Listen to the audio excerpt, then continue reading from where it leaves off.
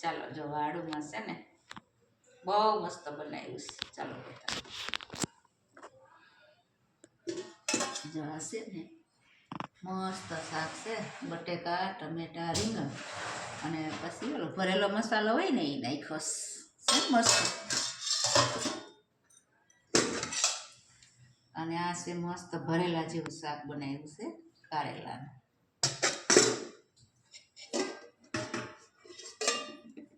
આ સંભારો બનાવ્યો છે કોબી ગાજરનો.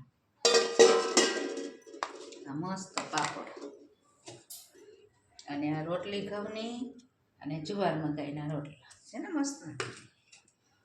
અને પછી આવે મસ્ત ઠંડી અને ઘાટી ઘાટી છાશ છે ને મસ્ત.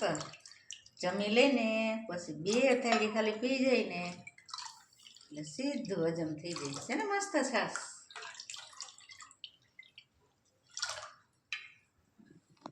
તો બહુ મસ્ત વાળુમાં બનાવ્યું.